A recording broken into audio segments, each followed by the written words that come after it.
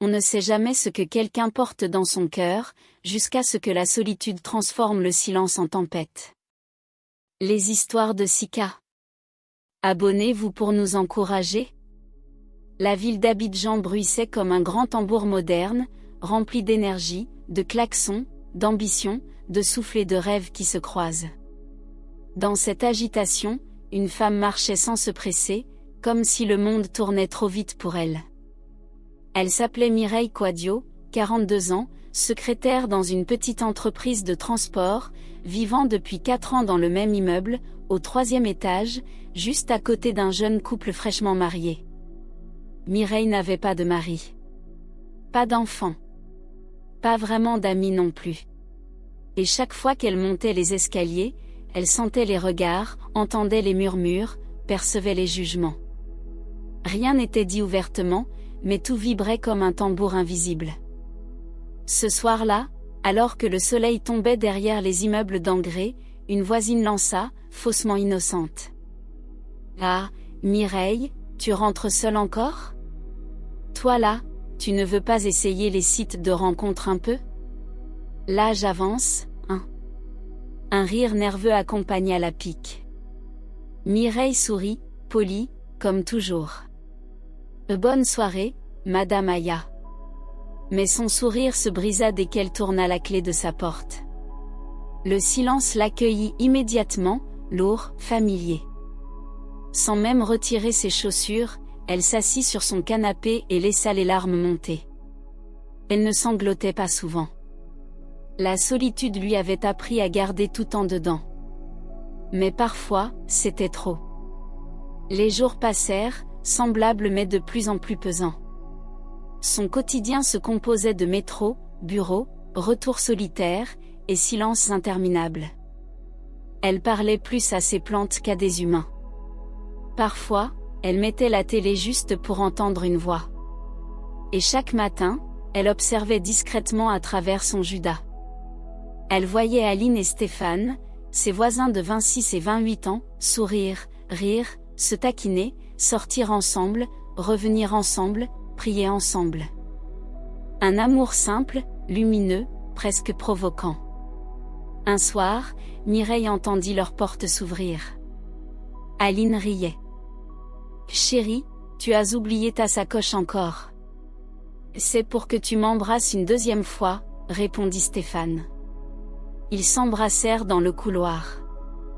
Pas un baiser timide. Non. Un vrai, un beau, un qui disait « Tu es ma joie ». Mireille ferma les yeux et se figea derrière sa porte. Dans son ventre, quelque chose se tordit. Elle ne savait pas si c'était de la douleur, de la jalousie ou de l'amertume. Peut être un mélange de tout. Le lendemain, au bureau, sa collègue Chantal lança. « Là, ma sœur, tu es encore venue seule à la réunion ? Même dans les mariages, tu viens seule, dans les funérailles tu viens seule. Tu attends quoi pour changer ta vie un peu ?» Mireille soupira. « Chantal, laisse-moi un peu respirer. » Chantal ricana. « Respirer ne fait pas les enfants, ma sœur. » Toute la salle éclata de rire. Mireille sentit son cœur la brûler. Un soir, alors qu'elle rentrait, elle croisa Aline qui portait un sac de course. « Bonsoir grande sœur Mireille. Comment tu vas ? » « Je vais bien, » répondit-elle avec un sourire forcé. « On a pensé à toi. Je t'ai apporté un peu de foutou banane et de sauce graine. C'est frais, je viens de finir. » Mireille resta figée. Aline, trop gentille, trop douce, trop parfaite. « Merci, » dit-elle d'une voix étouffée. Quand la jeune femme s'éloigna, Mireille referma sa porte lentement, posa le plat sur la table et resta debout, les bras tombants, incapable de s'asseoir. Pourquoi elle me donne ça ? Pour me rappeler que je mange seule ? Pour me montrer elle a quelqu'un pour partager ses repas ? Non. Non. Elle secoua la tête. Mais une colère froide montait, comme si le simple bonheur du couple devenait un affront personnel. La nuit suivante, elle fit un rêve étrange. Elle se voyait dans une forêt sombre, où des voix chuchotaient son nom. Une silhouette lui tendait la main. Si tu veux cesser de souffrir, suis-moi. Elle se réveilla en sursaut, le cœur battant. Ce n'est qu'un rêve. Mais elle ne le croyait pas vraiment. Parce que depuis quelques semaines, l'idée revenait, lancinante, obsédante. Une idée dangereuse, mais séduisante. Consulter quelqu'un. Chercher une solution ailleurs. Une solution que la prière ne lui avait jamais apportée. Une solution plus rapide. Plus directe. Plus obscure. Ce soir-là, la jalousie prit racine dans son cœur comme une plante venimeuse. Le lendemain matin, elle croisa Stéphane dans l'escalier. « Bonjour grande sœur Mireille. Vous allez bien ?» Il avait ce sourire sincère, simple, gentil. Sa bonté irritait Mireille sans qu'elle ne comprenne pourquoi. « Bien, répondit-elle brusquement. Aline et moi on part au culte ce matin. Si un jour tu veux venir avec nous, n'hésite pas un. On sera content de t'accueillir. » Mireille le fixa. « Vous pensez que prier résout tout ? » Pas tout, mais Dieu s'est essuyé les larmes qu'on ne montre à personne. Elle resta silencieuse. Cette phrase l'atteignit. Trop. Ce soir-là, elle prit un taxi pour Adjamé, un quartier qu'elle n'aimait pas trop, mais où tout le monde savait qu'on trouve ce qu'on cherche. Elle marchait lentement entre les boutiques, les étals, et les ombres. Les vendeurs l'interpellaient. « Ma chérie, viens prendre parfum. Y à perruque brésilienne. » Mais Mireille avait un but, un objectif noir, précis. Une vieille dame, assise sur un tabouret, murmura. « Tu cherches quelqu'un. » Mireille s'arrêta, glacée. « Comment vous savez ?» La vieille dame la fixa longuement, sans cligner des yeux. Les gens qui marchent avec la douleur ont la même manière de respirer. Mireille frissonna. Je veux voir un marabout. La vieille sourit, révélant des dents tachées de colle. Suis-moi. Elles marchèrent dans une ruelle étroite, puis un couloir sombre. Enfin, elles arrivèrent devant une porte en tôle. La vieille murmura. Il s'appelle Commis. Ce que tu vas demander aura un prix. Assure-toi que tu es prête à le payer. Mireille respira profondément.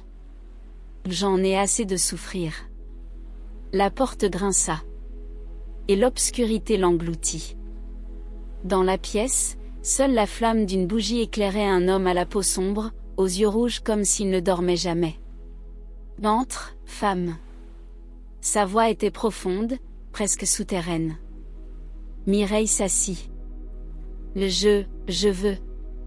Je veux que les choses changent. Le marabout la scruta. Tu veux l'amour? La richesse? Un enfant? Non, répondit Mireille, surprise de sa propre voix. Je veux que quelqu'un perde ce qu'il a. Le marabout sourit lentement. Qui? Mireille trembla. Le nom brûlait sur sa langue. Le couple qui vit à côté de moi. Aline et Stéphane. Pourquoi eux? Elle baissa la tête. Parce qu'ils ont ce que je n'aurai jamais. Le marabout toucha la bougie du bout des doigts, sans se brûler. Alors tu veux détruire leur projet, leur paix, leur mariage? Elle acquiesça. Oui. Je veux que rien ne marche pour eux. Je veux que leur amour se fissure. Je veux. Elle s'arrêta, respirant difficilement.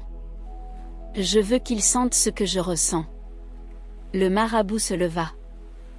Alors tu dois me donner quelque chose. Et quoi? Il sourit, sinistre. Ton cœur. Mireille recula. Mon cœur? Pas littéralement. Mais dès que j'agirai pour toi, une partie de toi m'appartiendra. Et tu ne pourras plus revenir en arrière.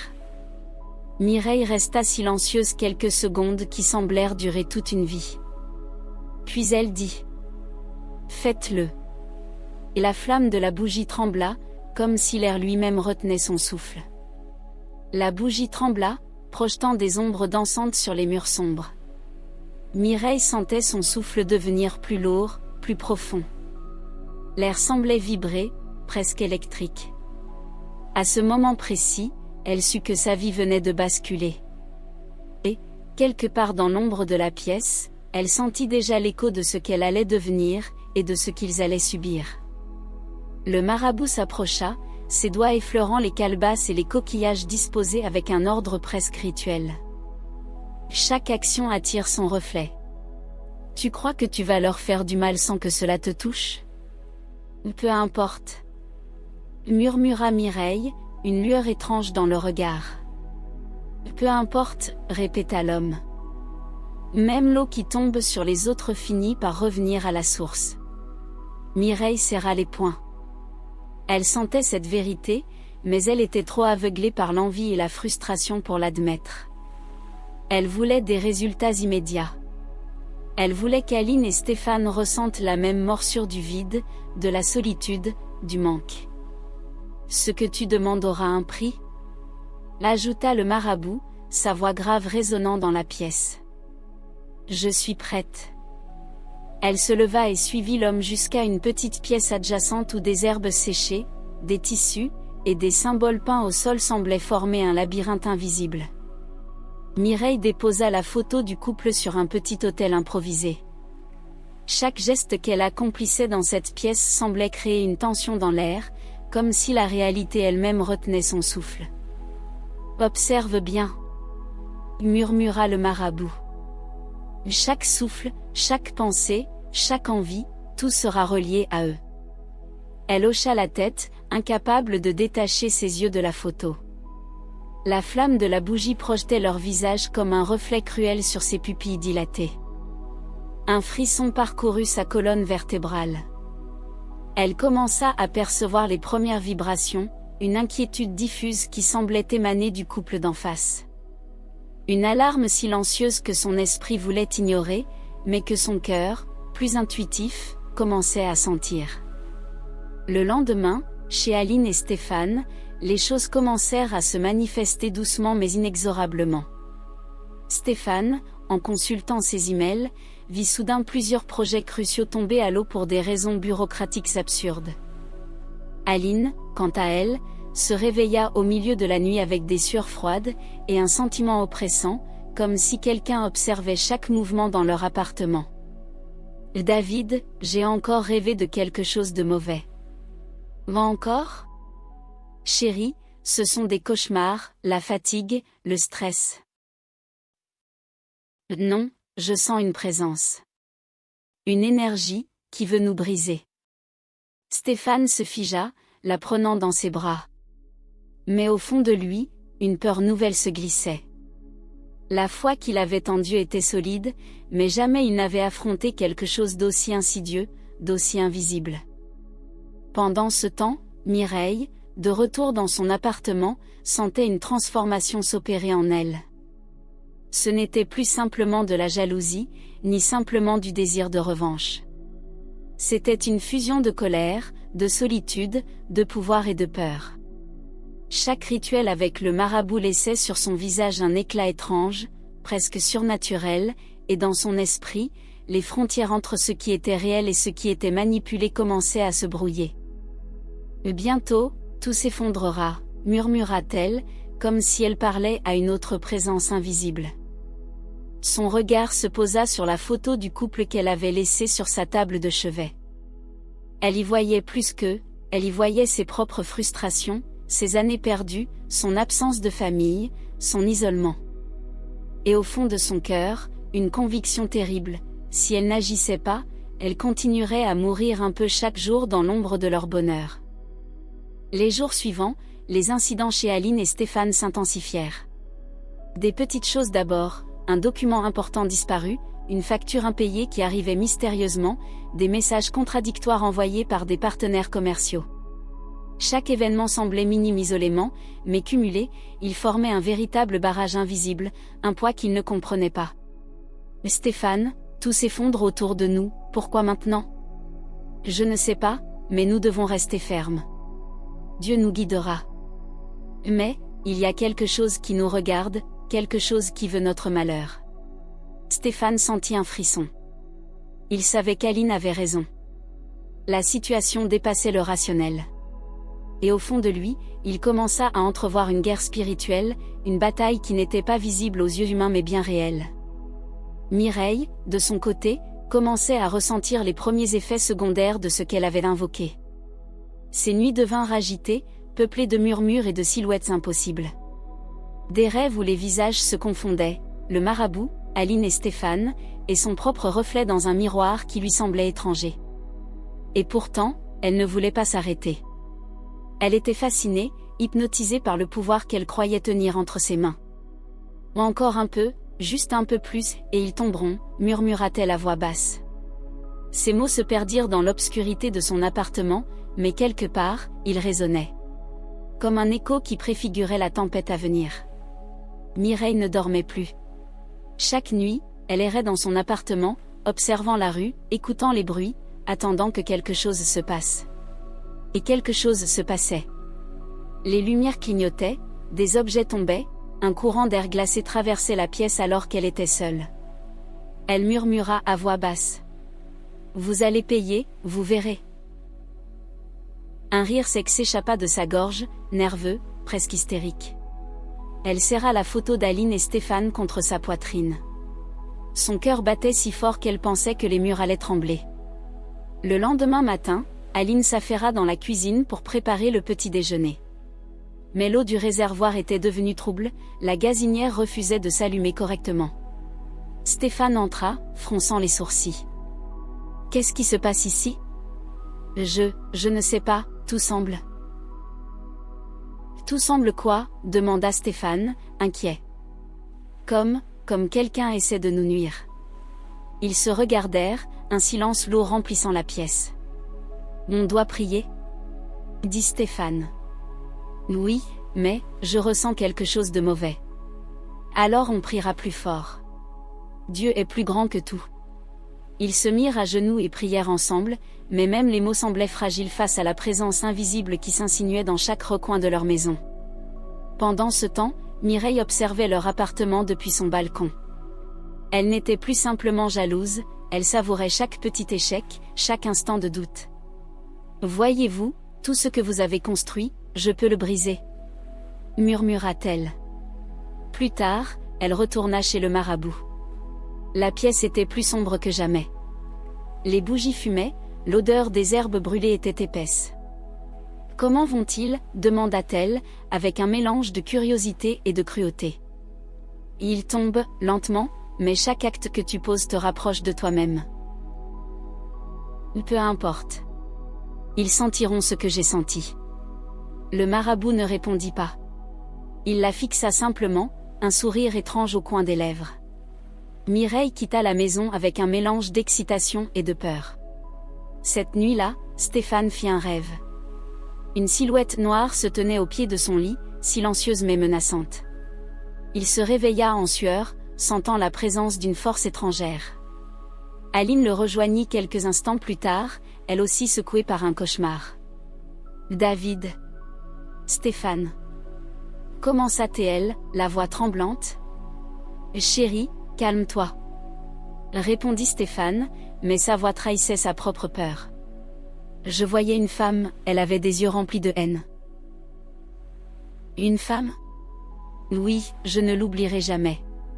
Stéphane resta silencieux, son esprit tournant. Il savait qu'il devait agir, mais il ignorait comment. Au même moment, Mireille se tenait devant sa photo du couple. Ses mains tremblaient, ses lèvres remuaient, formant des mots inaudibles. Ses yeux brillaient d'une lueur étrange. « Vous ne rirez plus jamais ?» souffla-t-elle. Elle sentait son esprit vaciller, mais elle continuait, fascinée par le pouvoir qu'elle pensait exercer. Chaque rituel la consumait un peu plus, mais elle ne le voyait pas. Les jours suivants, le jeune couple commença à subir des perturbations plus intenses. Les lumières de leur appartement clignotaient violemment, des portes claquaient sans vent, et des objets se déplaçaient. Aline et Stéphane sentaient une oppression constante, comme si un poids invisible les empêchait de respirer. « Stéphane » murmura Aline en tremblant. « Oui. Il y a quelque chose dans cette maison, quelque chose qui nous observe. » Alors on prie, encore plus fort. Ils passèrent la nuit à genoux, priant, mais la tension dans l'air restait palpable, oppressante, et chaque minute semblait durer une éternité. Mireille, elle, ne dormait plus du tout. Elle commença à parler toute seule, mimant des dialogues dans le noir. « Tu vois ? Je peux tout te prendre, ton bonheur, ton sourire. Ils souffriront, ils souffriront. » Le soir, elle se mit à écrire des noms, des dates, des détails, obsédée par chaque petit aspect de leur vie. Sa chambre ressemblait à un sanctuaire de jalousie, une carte mentale de haine. Et pourtant, elle continuait à sourire parfois, comme si elle croyait être en contrôle. Un matin, Aline découvrit que tous leurs documents financiers avaient disparu. Stéphane, paniqué, chercha partout. « Comment est-ce possible ? Je ne sais pas. » murmura Aline, les larmes aux yeux. « Ce n'est pas normal. » dit Stéphane.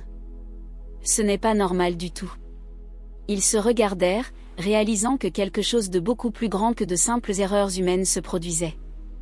Pendant ce temps, Mireille entrait dans un état étrange, oscillant entre extase et terreur. Elle voyait des visions de leur vie s'effondrer, et en même temps son propre reflet se déformait dans le miroir. Chaque rituel l'éloignait un peu plus de la réalité. Elle ne voyait plus Mireille, elle voyait un instrument, un canal pour faire tomber ce qu'elle enviait. « Encore un peu, murmura-t-elle, le visage éclairé par la flamme vacillante d'une bougie. Elle sentit son corps se raidir, ses mains devenir glacées, et un rire presque animal s'échapper de ses lèvres. Dans l'appartement du couple, Aline s'effondra en larmes, et Stéphane posa une main sur son épaule. « On ne peut pas abandonner. » « Mais je sens la haine. »« Je sais, mais Dieu est avec nous. On ne cédera pas. » Leur foi, jusque-là simple, commençait à se transformer en une armure. Chaque prière, chaque murmure devenait un bouclier invisible contre la noirceur qui frappait leur foyer. Mireille, isolée dans sa chambre, commença à perdre ses repères. Les murs semblaient se refermer, les ombres se tordre, les voix se multiplier. Elle se mit à parler à voix haute, confessant ses désirs les plus noirs à des êtres invisibles. « Oui, je veux tout détruire, ils doivent souffrir, je veux que leur rire s'éteigne. » Mais dans ces murmures, la peur se glissait de plus en plus. Une peur qu'elle refusait d'admettre, mais qui, lentement, grignotait sa raison. À ce moment, Aline et Stéphane, malgré la fatigue et la peur, commencèrent à se rendre compte qu'ils devaient passer à l'action spirituellement. Les prières simples ne suffisaient plus. Ils invoquèrent la protection, récitèrent des passages sacrés, imposèrent des noms de Jésus et de Dieu, et fermèrent les portes de leur esprit à la peur. « Seigneur, protège-nous, guide nos pas. Ne laisse pas l'ombre entrer. » Chaque mot se voulait un mur invisible, mais la bataille ne faisait que commencer. Mireille, quant à elle, était désormais une silhouette perdue entre la haine et la peur. La frontière entre vengeance et folie se brouillait. Ses cris dans le silence résonnaient comme une clameur dans la nuit d'Abidjan. Elle croyait encore contrôler, mais déjà elle était piégée par sa propre obsession. « Vous ne rirez plus jamais ?» Ces mots étaient à la fois un avertissement et une prophétie de sa propre chute.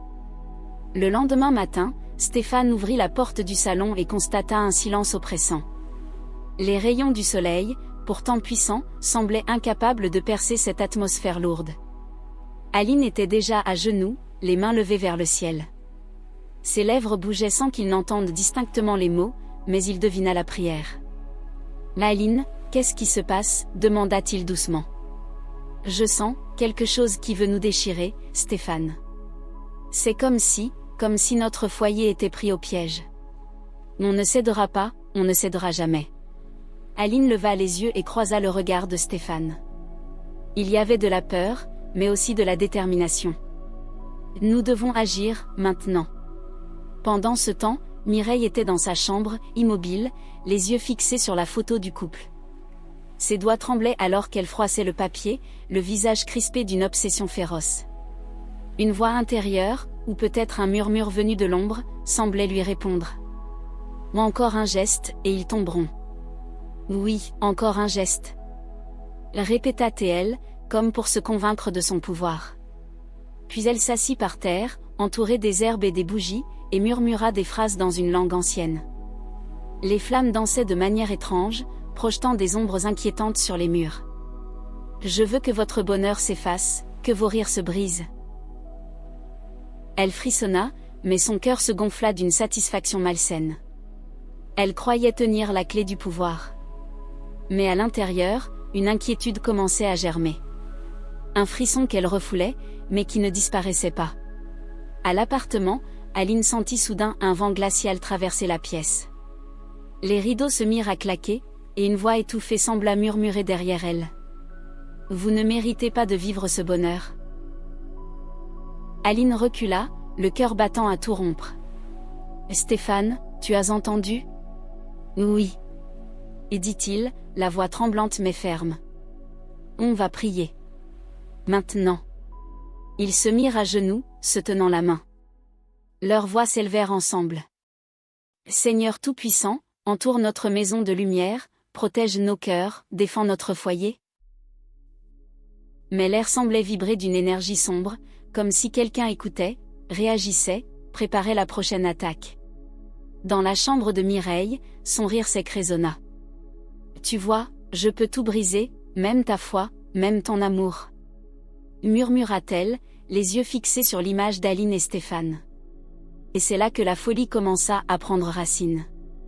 Son reflet dans le miroir se transforma, non plus en Mireille, mais en une silhouette floue aux yeux noirs et brillants. Elle parla à ce reflet. Tu es moi, et moi je suis toi, nous allons tout détruire. Elle se leva, marchant autour de la pièce comme possédée. Les bougies vacillaient et les herbes brûlaient plus vivement, remplissant l'air d'une odeur piquante et étrange. À l'appartement du couple, Stéphane sentit un poids sur sa poitrine. « Je ne peux plus respirer » murmura-t-il. « Reste avec moi » répondit Aline. Elle prit un petit carnet de prières et commença à réciter les versets, les yeux fermés, la voix forte et ferme. « Que la lumière chasse l'ombre, que le feu du ciel protège notre foyer. » Stéphane ferma les yeux et joignit sa voix à la sienne. Une énergie étrange sembla remplir la pièce, un contrepoids à la noirceur qui frappait leur maison. Soudain, le sol vibra légèrement, et une chaise tomba dans le salon, comme si une force invisible la lançait. Aline cria. « Pas ici. Pas dans notre foyer. » Elle continua à prier, plus fort, plus déterminée. Stéphane se leva, allant vers la fenêtre, regardant la rue. Il vit Mireille au loin, sur son balcon, les bras levés vers le ciel comme si elle commandait l'ombre elle-même. « C'est elle » murmura-t-il. « Elle est la source, mais nous ne faiblirons pas. » Mireille, sentant un contre-courant invisible, hurla dans la nuit. « Non. Non. Vous ne pouvez pas me résister. » Elle tomba à genoux, les mains sur le sol, sentant une force qui la repoussait, qui refusait de se plier à sa volonté. C'était la première fois qu'elle ressentait la peur, la vraie peur. Dans l'appartement, le couple sentit cette énergie faiblir. « Le Seigneur, merci » souffla Aline. « On continue » répondit Stéphane, les mains tremblantes mais le cœur plein de foi. Chaque mot, chaque prière, semblait repousser la noirceur. Et dans ce duel invisible, Mireille sentit sa force diminuer. Ses cris devinrent des murmures, ses rituels se rompirent, et un sentiment de vide la saisit. « Quoi m'arrive » balbutia-t-elle. Elle réalisa alors, dans un éclair de lucidité effrayant, qu'elle était piégée par sa propre haine. Tout ce qu'elle avait lancé, tout ce qu'elle avait voulu détruire, revenait vers elle. La folie la rattrapait. La nuit s'acheva dans un silence pesant. Mireille était assise, les yeux hagards, le visage marqué par des larmes sèches et des rires nerveux. Le couple, lui, s'était relevé, épuisé mais intact. Il savait que la guerre n'était pas terminée, mais que la lumière avait tenu. « On doit continuer à prier, chaque jour » dit Stéphane. Oui, et rester unis, répondit Aline. Dans un coin sombre d'Abidjan, Mireille murmura encore, mais sa voix n'avait plus de pouvoir, seulement un écho triste. Je voulais, mais j'ai perdu, j'ai tout perdu. Et dans ses yeux, pour la première fois, brilla non plus la haine, mais la peur. La nuit était noire, lourde, comme si Abidjan retenait son souffle. Mireille avait transformé son appartement en un sanctuaire de chaos, des bougies noires encore fumantes, des coquillages dispersés, des herbes séchées brûlant sur le sol, et la photo du couple au centre de tout. Chaque objet semblait chargé d'une énergie oppressante. Elle marchait en cercle, les yeux dilatés, murmurant des phrases anciennes dans une langue qui hérissait la peau. Que vos rires s'éteignent, que vos espoirs tombent, que votre amour se brise, cria-t-elle, la voix tremblante d'extase et de rage. Les murs vibraient autour d'elle. Une chaise se renversa, les bougies s'éteignirent soudain, et un vent glacial traversa l'appartement. La folie s'installait, et avec elle, une puissance qu'elle croyait maîtriser, mais qui la dépassait déjà. Non, non, ce n'est pas possible, je contrôle, murmura-t-elle, se parlant à elle-même. Tu crois ? Répondit une voix intérieure qu'elle ne voulait pas entendre. Tu crois que tu peux briser ce qui est pur ? À l'appartement du couple, Aline et Stéphane ressentaient l'oppression. Chaque objet dans la maison tremblait légèrement, chaque souffle semblait peser sur leurs épaules. Seigneur, protège notre foyer ? Murmura Aline, les yeux fermés, la voix étranglée par la peur. Que tout esprit mauvais s'éloigne, que chaque ténèbre soit repoussée. Ajouta Stéphane, la main sur le cœur. Une lumière douce sembla apparaître autour d'eux, fragile mais présente. Puis la maison trembla. Des portes claquèrent, des objets tombèrent. Une présence invisible semblait s'acharner sur eux. On ne peut pas faiblir, dit Stéphane, en prenant la main d'Aline. Non, la foi est plus forte, répondit-elle. Ils commencèrent à réciter des passages bibliques avec une intensité nouvelle, chaque mot un coup de bouclier contre l'obscurité. Mireille sentit la résistance. Ses yeux brillèrent d'une lueur folle, et elle hurla. Qui osera m'arrêter ? Puis elle vit, à travers un souffle d'air, une silhouette lumineuse traverser la rue. Aline et Stéphane marchaient vers elle, les mains levées, les voix résonnant comme des instruments de lumière. Vous ne pouvez pas, cria-t-elle, en frappant le sol avec ses poings. Mais le couple avançait, chaque pas rythmé par des prières puissantes. Par le sang de Jésus-Christ, tout mal que tu as envoyé, est annulé maintenant. Que toute haine et jalousie qui te consumait retourne à sa source. Mireille vacilla. Les bougies s'éteignirent d'un coup. Les herbes brûlèrent en une fumée noire et oppressante, mais elle ne contrôlait plus rien. Elle hurla, les cheveux collés au visage. Non. Ce n'est pas possible. Je suis puissante. Et soudain, elle vit son propre reflet dans le miroir, son visage était déformé par la haine, les yeux noirs, la bouche tordue par la folie. Une voix résonna dans sa tête. Regarde-toi, c'est toi la prisonnière maintenant. Tout ce que tu as semé te revient. Elle recula, frappant les murs, les larmes et la salive se mêlant, hurlant ses regrets et sa colère. Je voulais juste. Je voulais juste. Le couple entra dans l'appartement. Leur présence irradiait de lumière. Chaque mot qu'ils prononçaient semblait dissoudre l'obscurité.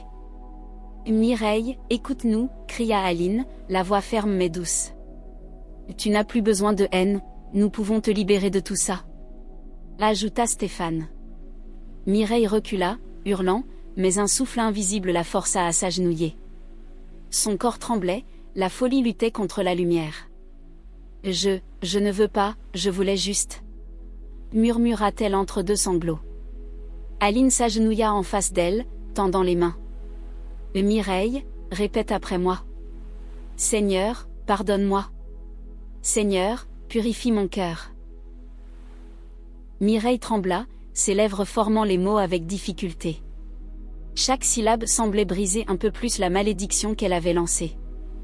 Seigneur, pardonne-moi, purifie, purifie. Stéphane joignit sa voix à celle d'Aline. Tout ce mal que tu as envoyé, revient à l'expéditeur, et maintenant, tu es libéré. La lumière dans la pièce devint aveuglante. Les bougies reprirent vie, mais d'une flamme blanche et pure. Les objets dispersés revinrent doucement à leur place.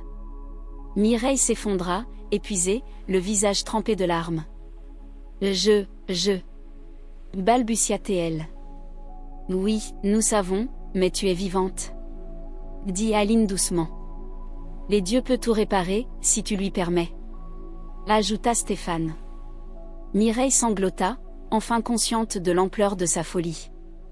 J'ai tout détruit, j'ai voulu. Oui, mais tu as reconnu la vérité, c'est le premier pas vers la guérison. Ils restèrent là, tous trois à genoux, priant jusqu'au lever du jour. La tempête spirituelle s'était éteinte. La haine avait perdu son pouvoir. Et pour la première fois depuis des années, Mireille sentit son cœur se détendre, la peur s'effacer, la lumière entrer. Seigneur, aide-moi à ne plus jamais revenir à cette noirceur, murmura-t-elle. Tu n'es plus seule ? Dit Aline, la serrant dans ses bras. Et la foi nous a sauvés ? Ajouta Stéphane. Dans le silence du matin, au cœur d'Abidjan, la paix revint. Non seulement dans le foyer du jeune couple, mais aussi dans l'âme brisée de Mireille. Elle avait été consumée par la haine, mais elle avait été rachetée par la lumière, la foi et le pardon. Abonne-toi pour plus d'histoires, laisse-nous tes appréciations dans les commentaires.